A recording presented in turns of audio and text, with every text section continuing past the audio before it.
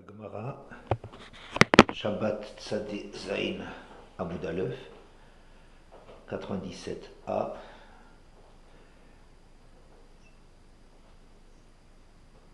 Quand Moshe vient annoncer la Géoula au Bnei Israël,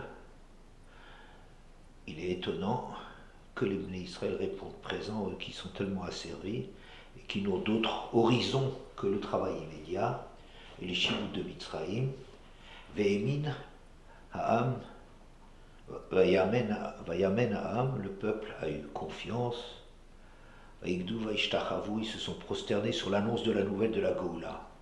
D'où est-ce qu'ils ont ce koach de croire en Hachem?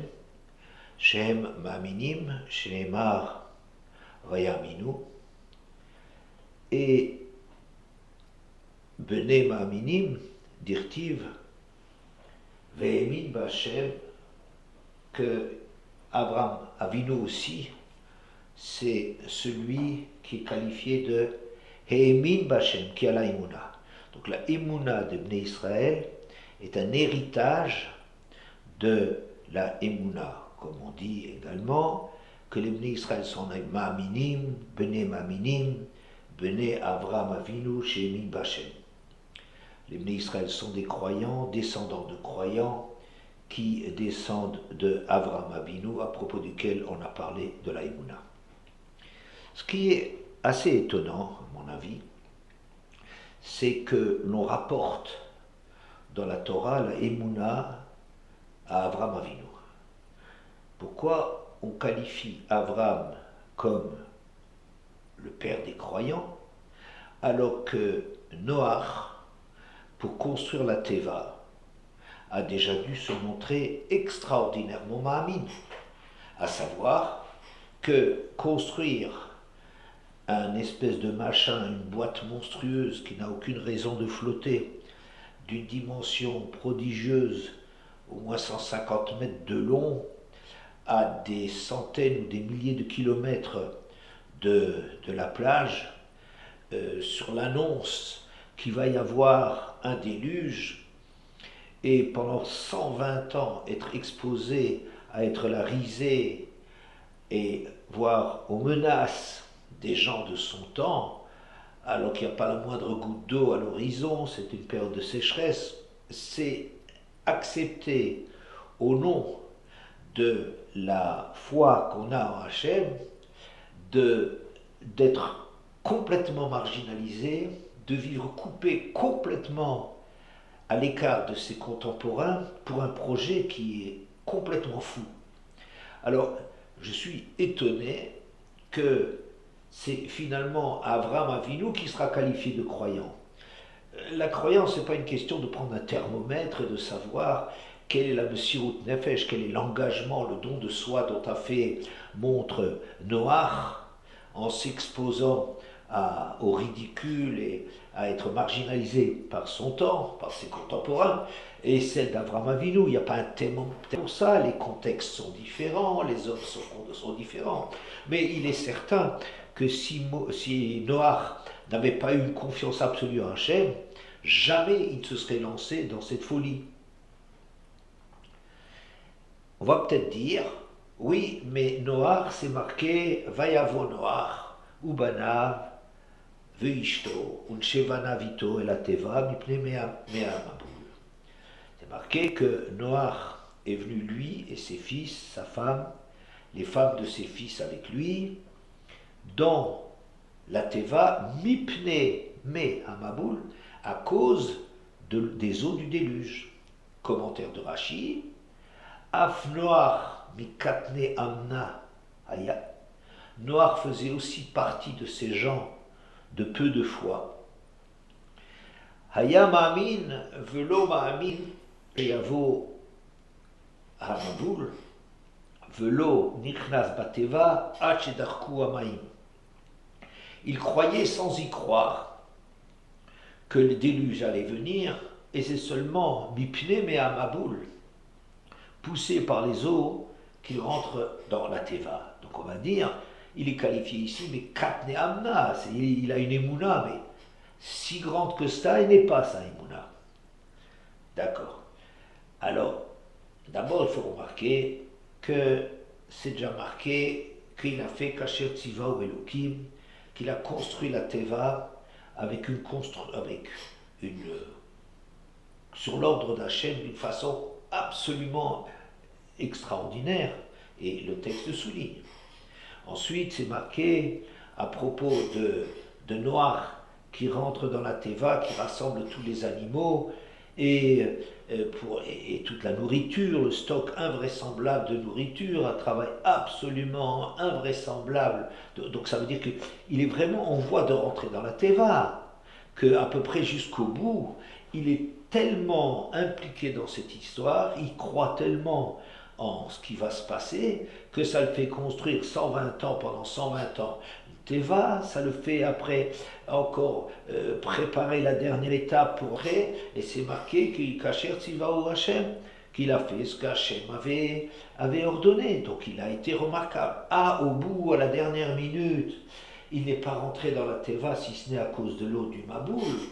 Et ça, je dirais que c'est euh, un peu humain, ça veut dire ce sentiment de s'enfermer, de se couper du monde, de faire Kaddish sur le sort du monde en se repliant sur soi, en se refermant dans la Teva, c'est quelque chose d'absolument terrible, c'est-à-dire un sentiment de claustrophobie, un sentiment de responsabilité sur ce qui va se passer, quitter le monde, c'est aussi difficile que de mourir. Ça veut dire que c'est d'accepter que les choses soient finies. C'est une épreuve absolument extraordinaire. Alors que au niveau d'un tzaddik comme Noir, ça s'appelle Katne Amna, je veux bien, mais il a fait tellement de preuves qu'il était mi Godle Amna, que c'était quelqu'un qui avait une émouna absolument extraordinaire. Alors, et on va me dire, oui, mais d'accord, il y a ce manque-là. Alors je dirais, chez Abraham Avinu également, on décèle des manques dans sa émouna, des failles. C'est la Gemara dans le Darim, la Medbet, Amar Rabbi Abaou, Amar Rabbi Elozor, Miplema Nenash Abraham, ונשתעבדו בניו 210 שנים במצרים, מפני שעשה הנגריה בתלמידי חכמים. Il y a une discussion à cause de quoi la descendance, quel était là le défaut chez Abraham qui a fait qu'il fallait réparer cela par la servitude de l'Égypte de 210 ans.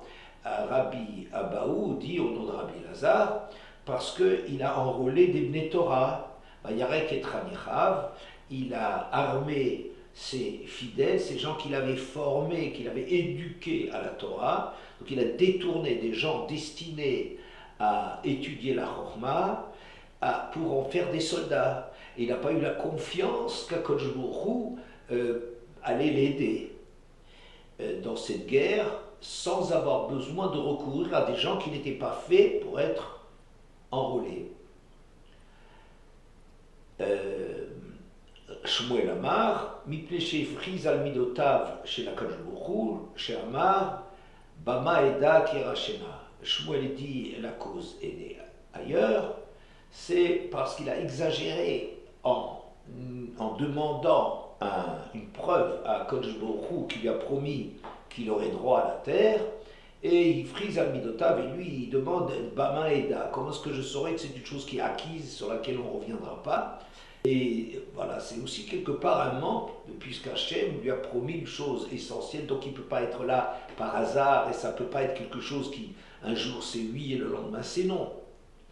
Rabbi Yochanan Omer, Mipne Shifrish Bene Adam, Milikanes Tachas Kanfe Ashkina, il a négligé le fait de récupérer tous les prisonniers qu'il avait récupérés dans sa victoire contre les 4 rois, et il les a cédés au roi de Sdom au lieu de les garder pour les rapprocher d'Hachem. C'est quelque part un petit peu un dédain pour ce rôle de diffuser le nom d'Hachem dans la Bria. Voilà. Donc, il y a des explications, des raisons derrière chacune de ces attitudes d'Avraham. On en a parlé il y a un certain temps dans certains cours. On ne va pas du tout revenir là-dessus. Quoi qu'il en soit, Je veux juste dire qu'on voit qu'il y a des failles. Et les failles sont, bon, il y a des failles, Rabbi Abaoud on trouve, Rabbi Shmuel on trouve, Rabbi Yochanan on trouve. Et puis il y a aussi un midrash. Un midrash, c'est marqué, V'Hashem Amar El Avram Achari Yipared Lot Beibo, Sana Enacha, etc. Que Hachem s'est adressé à Moshe une fois que Lot en a été séparé, pour lui dire, voilà, regarde toute cette contrée, je te la donne à toi et à tes descendants. Alors, une discussion dans le Midrash Rabbah, Parashat Mem Aleph, le Midrash Chet, une opinion de Rabbi Yehuda, et je vais rapporter l'opinion de Rabbi Nechemia. Amar, Ka'as Hayalo, la Kadosh Baruch Hu, Besha Shaya Malechlot Im Avraham Avinu. Hachem était en colère tant que Lot était avec Abraham Avinu. C'est-à-dire, le verset dit quoi? Hachem s'est adressé à Abraham une fois que Lot s'en est séparé, ou une fois qu'il s'est séparé de Lot. Après la séparation avec Lot, il paraît de Lot, mais mot, qui s'est séparé de qui? Bon, quoi qu'il en soit, on voit, qu'est-ce que le verset dit qu'Hachem s'adresse une fois que Lot n'est plus avec lui? Ça veut dire que tant que Lot était là, Hachem n'avait pas une relation de proximité, il en voulait quelque part à Avraham Avinu. Pourquoi? Amar HaKadosh Baruch Hu, Ani amarti lo lezaracha natati et haaretz hazot. HaKadosh Baruch Hu fait reproche à Avraham, moi je lui avais dit, à ta descendance, j'ai donné cette terre. Vehu madbik et Lot ben achiv que delurcho, alors que lui, il se garde comme ça sous la veste, sous le manteau, il se garde un Lot pour pouvoir éventuellement hériter de lui. Et il n'a pas tellement confiance dans ce que j'ai promis à Abraham, et il se garde encore en cas de Imkein, Yeler veyavilo shne parsetakin, prastakin, minashuk. Yorishem et Shelo. Il n'a qu'à adopter 2 enfants, il n'a qu'à prendre 2 gosses dans le marché et les adopter et en faire ses héritiers. Qu'est-ce que c'est que ça? Donc, ça c'est une critique extrêmement dure,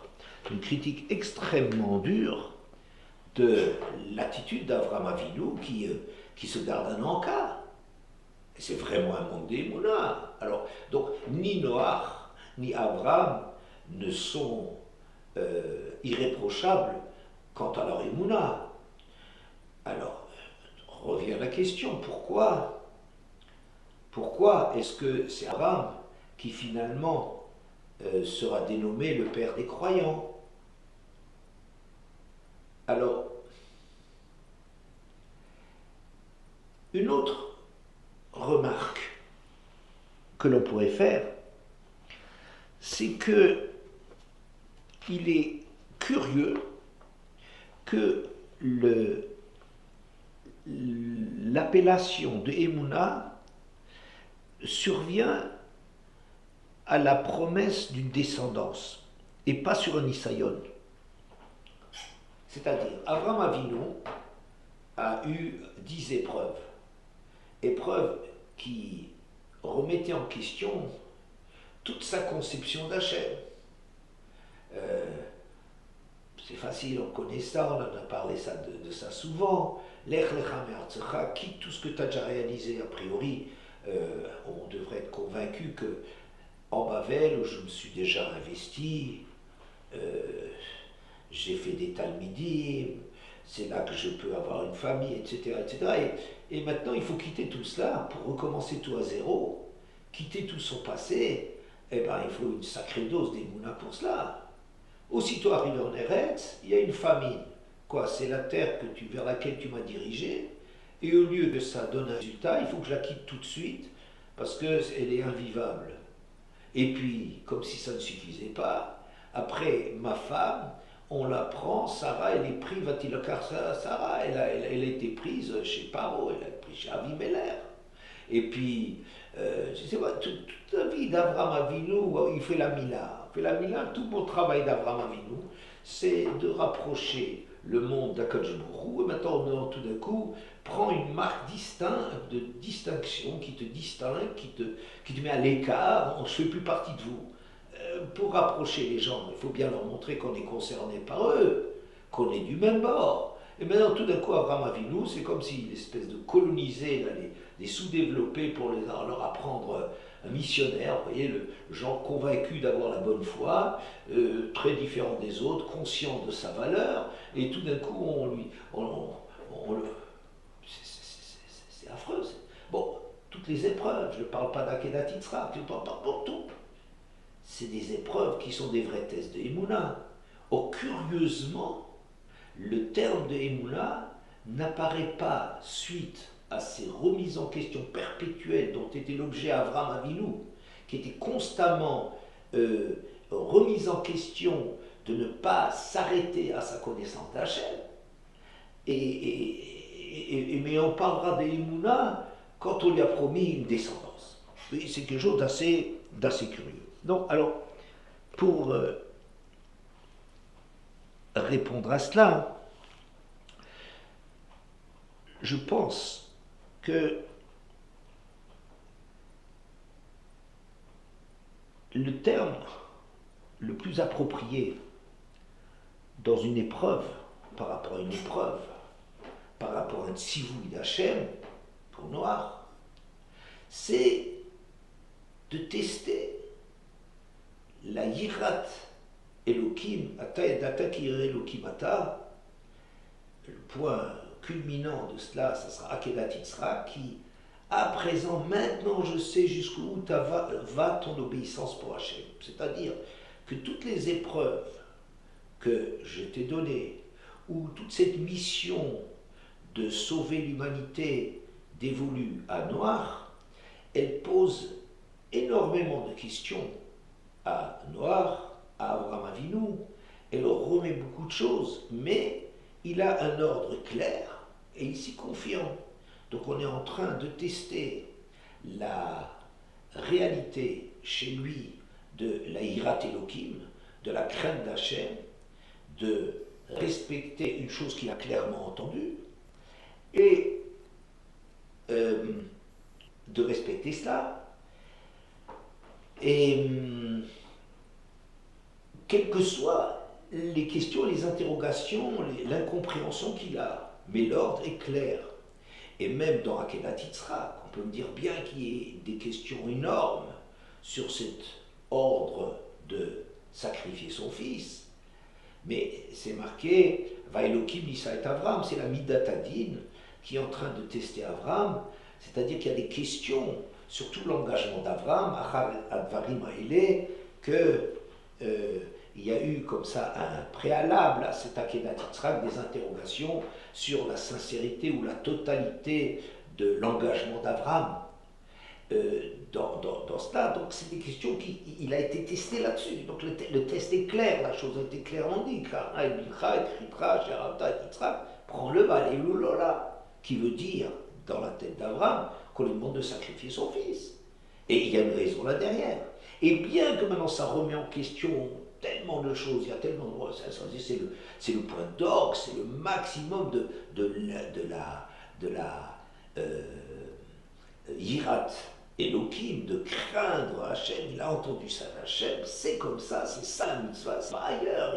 Il ne commence pas à faire avec tes interrogations, tes questionnements, les contradictions qu'il y a là-dedans et tout ça, ça n'a pas sa place. Tu as entendu que tu dois le faire. Mais il y a des choses dans lesquelles le problème est autre. Le problème est d'entendre ce qu'Hachem veut véritablement. On a souvent rapporté que le Sifré, Banchel Elion Goyim, dans la paracha d'Hazino, il dit la chose suivante, que Ad Avraham Avinu Haya Kadosh Baruch Hu Kavyachol Mitnaheg Ba'achzariut, jusqu'à Avraham Avinu, Hachem Kaviachol, pour autant qu'on puisse se dire, c'est scandaleux ce qu'on va dire là, mais après c'est scandaleux ce qu'on va dire, on va dire ce qu'on va dire. Que Akadosh Baruch Hu se comportait avec indifférence, voire cruauté, au sort des hommes. Ainsi, jusqu'à Abraham Avinu, qu'est-ce qu'il y a eu? Il y a eu le déluge. Le déluge, tout le monde a été noyé, tout est effacé. La tour de Babel, tout le monde est dispersé. Sodome et Gomorre, tout a été brûlé. C'est une solution radicale qui, de la part d'Akadosh Baruch Hu. Ça, c'est jusqu'à Abraham Avinu. Qu'est-ce qu'Abraham Avinu fait? Abraham Avinu ne se laisse pas compter, il n'accepte pas ça. Milchama, c'est une chose qu'il fait avec Akadosh Baruch Hu. C'est Milchama, il fait la guerre à Akadosh Baruch Hu. Comme, j'aime bien rappeler ce que disait Rav Klapish, Zichrono Livracha, à ce propos, faire la guerre à Hachem. Qu'est-ce que ça veut dire qu'un homme fasse la guerre à Hachem? Ça veut dire venir contre Hachem avec les midot d'Hachem. Hachem, il est juste. Du point de vue midatadin, comment c'est possible que le tzaddik et le rachat soient engloutis dans le même feu à Sodome? Et cette paracha, elle est d'une violence quelque part. Ha'avtispé, c'est-à-dire la colère, il va t'emporter. Un homme, ça peut il peut être livré à la colère. Il peut tout lâcher. Oved Avodazara, il sort de ça. Il sort de ses gonds et il est capable de tout faire. Mais toi, c'est toi, Balchema, c'est toi le maître, c'est toi qui maîtrise, qui doit maîtriser, voyons. Et puis tu vas me faire quoi? Un déluge, tu vas. Mais tu as juré qu'il n'y aura plus de déluge d'eau. Ah, tu vas jouer sur les mots. Un déluge d'eau, c'est d'accord, je ne vais pas faire. Un déluge de feu, ça, il pourra s'abattre sur ses villes. On joue sur les mots ou quoi?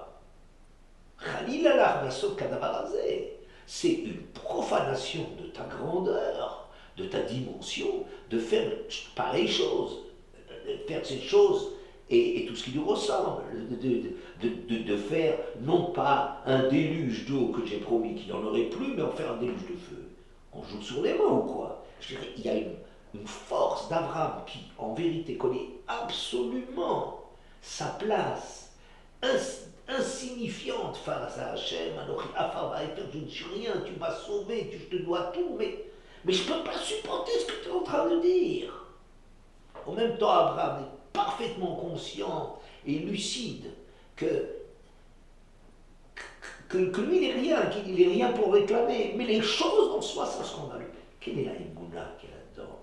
C'est que comprendre que Hachem ne s'arrête pas à ce qu'on entend de lui. Hachem te dit, on va faire midatadin, il faut les effacer. Mais est-ce que c'est Hachem qui parle là derrière? C'est une certaine dimension d'Hachem. C'est un certain niveau d'Hachem. Avant Avraham Avinu, on croyait qu'Akadosh Baruch Hu, c'est le tout-puissant, et tout le monde s'annule devant lui. Tout le monde s'annule devant lui. Alors Hachem, il agit sous forme de midatadin. Quand vient le moment, quand les choses débordent, quand le mal déborde, et bien Hachem, il agit d'une façon, et il mafri ben sadik le rachat, il agit par des tsunamis, par des choses d'une violence extraordinaire, il lâche la midatadin. Mais c'est parce que Abraham Avinu n'accepte pas cela, il dit que c'est une profanation, on n'a pas le droit de faire une chose pareille, qu'il oblige Hachem de révéler sa nature profonde, si l'on peut dire. Que c'est parce qu'il n'y a pas d'homme face à Hachem que le monde se comporte tel que les hommes comprennent Hachem, tel que les religions comprennent Hachem, sa toute-puissance face à notre insignifiance, et bien, elle fait qu'il est en droit d'eux, c'est le maître de tout, etc. Mais c'est inacceptable, cette chose-là. Donc, Akadosh Baruch Hu, il est amené, grâce à ce courage intérieur, à ce débat intérieur d'un Abraham Avinu qui sait bien, mais qui est-il pour commencer à négocier, à discuter, à remettre en question Akadosh Baruch Hu. Qui est-il? Il y a un débat intérieur absolument phénoménal de dire Hachem, c'est pas ça. Il ne faut pas accepter qu'Hachem se montre comme l'expression de la Midat Hadin. La Midat Hadin, c'est sûrement un attribut d'Hachem, mais Hachem, c'est encore autre chose. Ça, c'est la Imuna. Ou bien, je dis, l'acte le plus révolutionnaire de l'histoire des religions et de l'histoire du monde probablement, c'est quand il y a des invités qui sonnent à la porte alors qu'Hachem est en train de se révéler à Abraham. Donc c'est l'état d'extase, de mystique, de la révélation absolument extraordinaire d'Akadosh Baruch Hu qui vient visiter Abraham Avinu après la Mila. Et Hachem est là et dit Allah t'avant-mère, c'est passionnant ce que tu me dis, mais tu sais, il y a une urgence, il y a des pauvres, il y a quelqu'un qui a sonné à la porte, il y a quelqu'un qui a besoin de moi. Je dirais ça, c'est une force extraordinaire, Emouna extraordinaire, qu'Akadosh Baruch Hu, c'est ce qu'il veut. En dépit du sacrilège de cette invraisemblable relation avec Hachem, de dire attends, il y a plus pressé que toi, il y a plus important que de recevoir une révélation de toi. Et en ça, Abraham Avinu se démarque totalement de la pensée religieuse qui atteint l'extase mystique devant Hachem. C'est ça le but qui est vrai, qui rate Elohim Litov. Mais il y a des choses qui passent avant. Cette urgence, cette priorité des besoins de l'homme, ça, c'est une Emouna Bachem. On croit dans Hachem. Hachem, il ne se confond pas. Il ne faut pas l'identifier avec les ordres que l'on entend de lui. Donc, je dirais que c'est ça la Emouna Hachem. Voilà. Maintenant, il y a encore l'occasion dans laquelle on voit que Abraham Avinu a cru en Hachem, c'est quand Hachem lui a promis une descendance. Alors, qu'est-ce qui est marqué après la guerre des rois, Abraham, à qui Hachem promet Srachar Bemod, ta récompense est considérable. Mais qu'est-ce que tu peux déjà me donner? Alors que je suis désenfancé, je ne suis pas construit par une descendance, et je ne vois d'autres héritiers à l'horizon, que Eliezer qui est le gérant de la maison. Alors,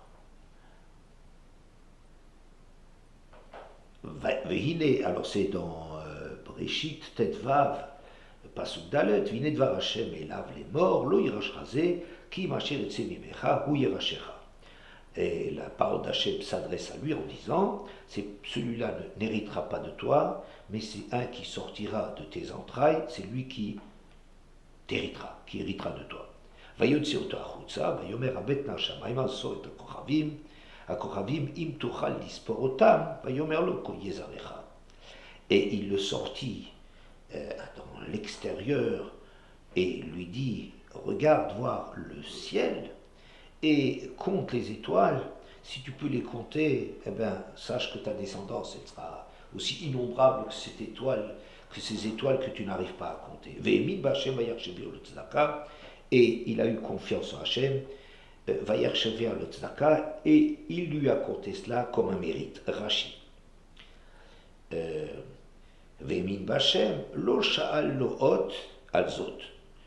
Il n'a pas demandé de confirmation là-dessus, contrairement à ce qui va se passer quand Hachem lui promet la terre.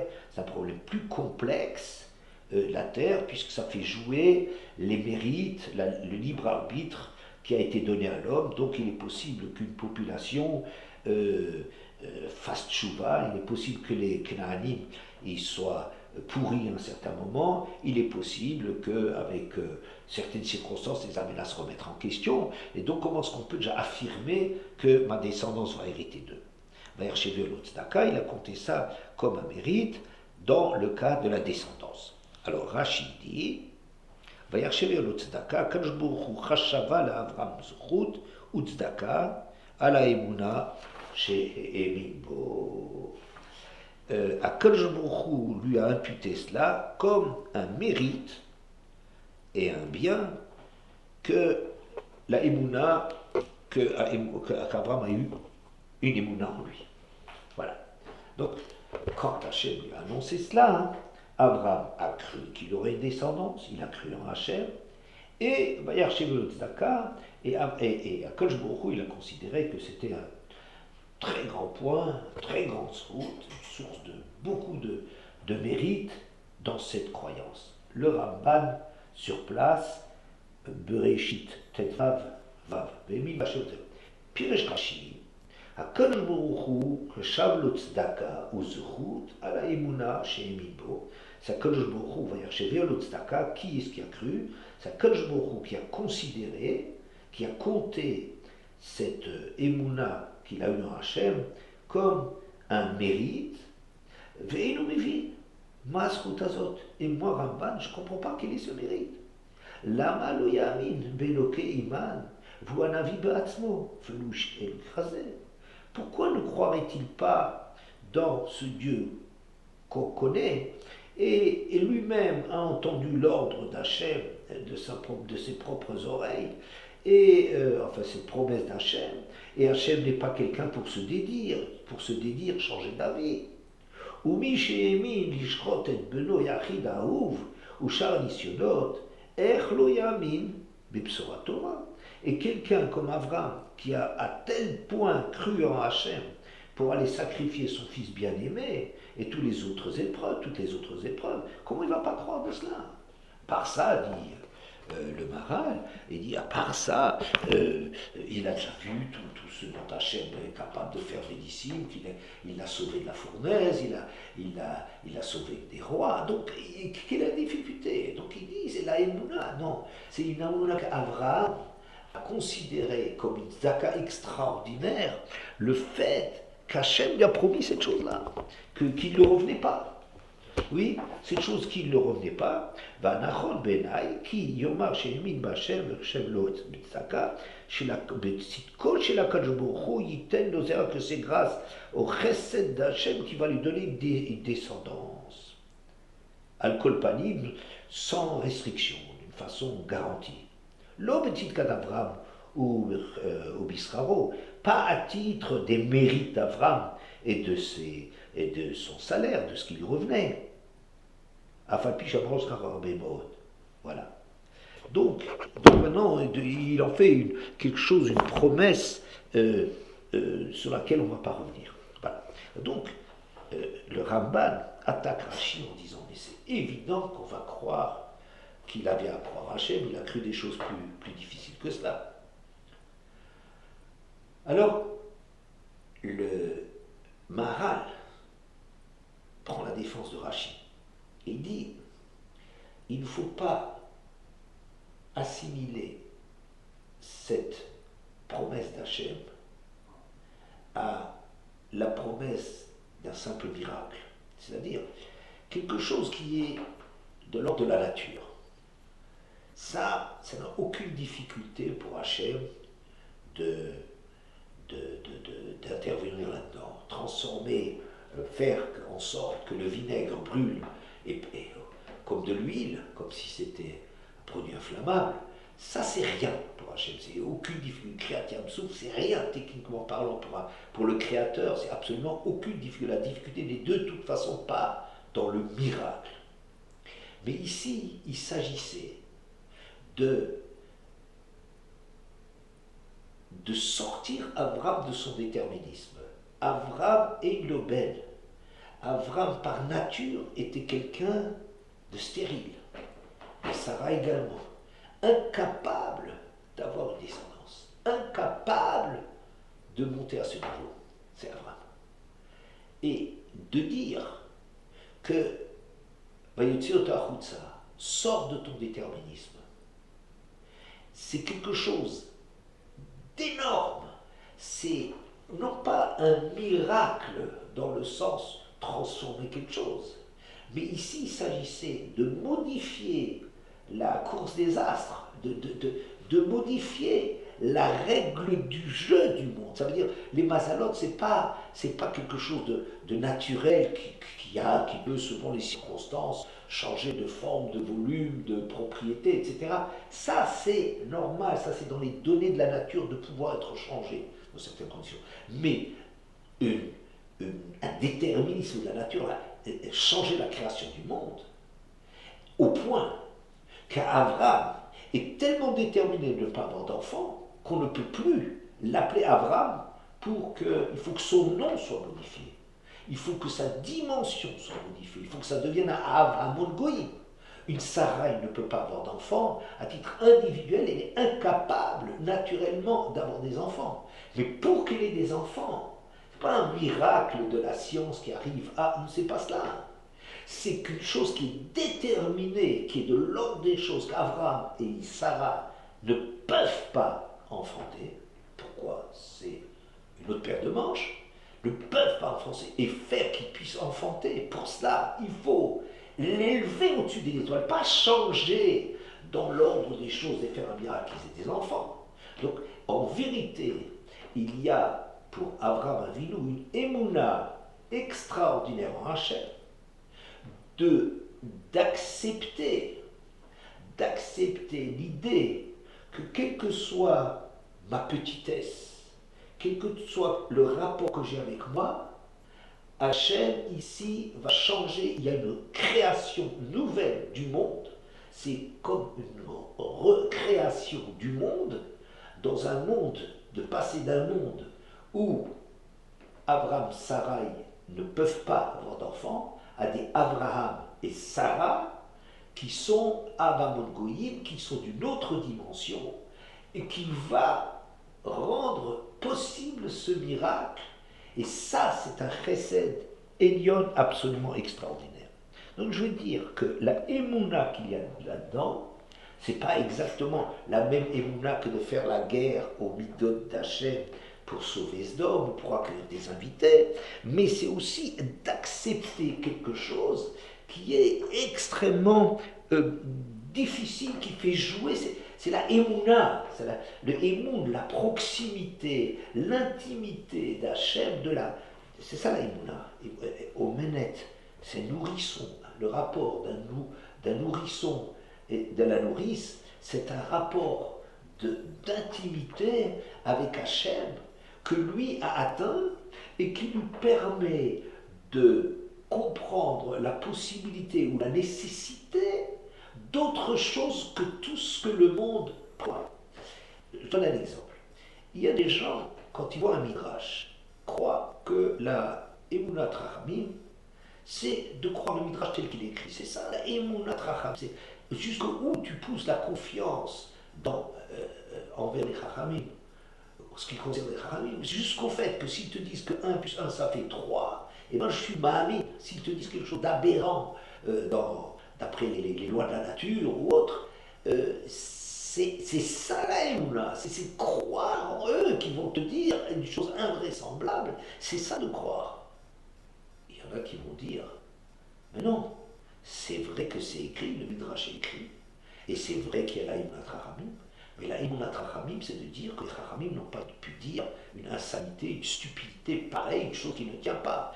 Donc, il faut que je comprenne que cette apparence des choses, c'est une façon, c'est le louche, c'est l'habit que revêt le message, c'est une façon de faire un langage, c'est un langage où s'exprime quelque chose, mais la vérité de ce midrash, c'est le fait de déchiffrer, c'est dans le déchiffrage du midrash, c'est là qu'est tout le travail. Alors il y aura une guerre entre les deux clans, les uns prétendant qu'avoir confiance dans les Chachamim, c'est quelque chose c'est invraisemblable, mais ils sont si grands ces Chachamim que s'ils me disent cette impossibilité, eh bien c'est que ça doit être vrai, puisque les Chachamim ils sont, oui, et les autres ils disent, les Chachamim ils sont tellement grands qu'ils ne peuvent pas dire une stupidité, donc ils ne peuvent pas dire comme ça. C'est la même chose qu'Abraham Avinu. Même si cette chose, à première vue, elle est impensable, mais moi j'entends là derrière autre chose. Je lui donne du sens, je lui donne du contenu, je lui donne de l'épaisseur. Et c'est ça donc que on pourra dire que la Emouna d'Abraham et de Noach est d'un autre ordre. La Emouna de Noach, c'est pas une Emouna, c'est un test. C'est vrai qu'il faut qu'il croie en Hachem. Mais une fois qu'il a entendu, il a des grands mérites, Noach, mais une fois qu'il a entendu l'ordre d'Hachem, cet ordre est clair, et quelles que soient les difficultés que ça peut entraîner dans l'observance de cet ordre d'Hachem, c'est ça la grandeur, la hirat Hachem, la hirat Elohim, qu'il faut montrer dans tous les nisyonotes. Le problème des nisyonotes, d'accepter ça, parce que on a clairement entendu qu'Hachem a dit qu'il fallait chasser Hagar Ishmaël, qu'il fallait faire le Mila, etc., etc. Alors que chez Avraham Avinu, c'est dans ce qu'Hachem dit, entendre une profondeur, un contenu qui n'est pas le pshat, le sens littéral de ce qu'on entend, exiger que le texte parle, ça, c'est de la émouna dans Hachem. Une émouna dans Hachem, c'est-à-dire c'est Hachem qu'on croit, c'est pas ce qu'on entend d'Hachem, mais c'est le Hachem qui se cache derrière.